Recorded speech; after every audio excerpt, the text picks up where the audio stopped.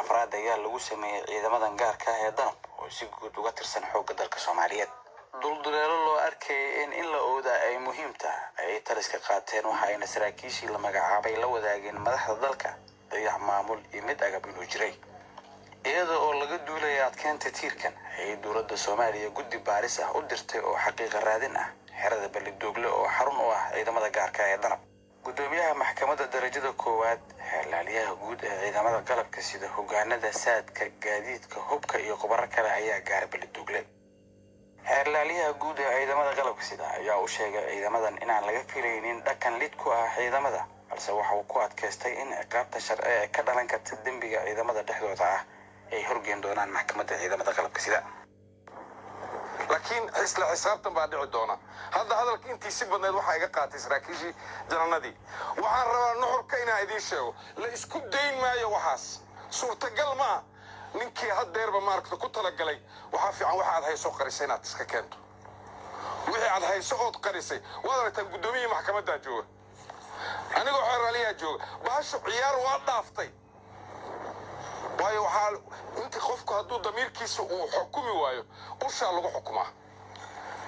laakiin danab lagama filayn waxaas dhacay.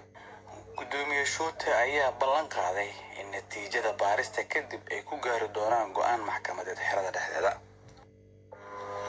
dambiye la yiraahdo dambiyada lidka ku ah shaqada iyo amaanada ciidanka waxaa kamid ah lumin agabka ciidanka aad lumisaa inaad lumisaa haddii la diidaa inaad waxdaan lunsata ka war oo adiga gadato dantaada gaarka ku raacato inaad lumisaa ay kaa lumaan ay dayac kaaga lumaan dembi waay haddaa adiga gadata ka war oo lunsato hadda dhibaatada iyo jabhadda lala dagaalamaya adaaba ka darno dhibaato kale ah oo meesha noo fadhiyo waa macnaheeda annaga sidaad nooga barateen miidinka joogayno xamar hadda kadib laga bilaabo maantadan halkan waxaan uga tagaynaa qayb kiisaska diyaariso markii kiisaska diyaariyaan kadibna halkaana la imaana meesha lagu maxkamadeena in la soo qaado oo taliyaha guutada xamar ilaa xamar oo soo wado ma sugayso qof xukuman ama qof xuraha inta joogay ama qof xukuman xamar tagay labada wax u dhaxeeya malaha halkaanaan imaanayna waa fiirsana meeshaan degi lahayn.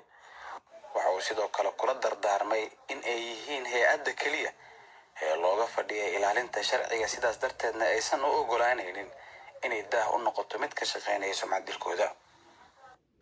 waajibka kale oo askariga iyo sargaalka saaran oo ugu horeeya waxa waaye inuu dalkiisa difaaco macnaheeda markii la soo koobana waxa waaye inuu ilaaliyo sareynta sharciga inuu ilaaliyo saas ay ku imaan kartaa dawlad wanaagsan iyo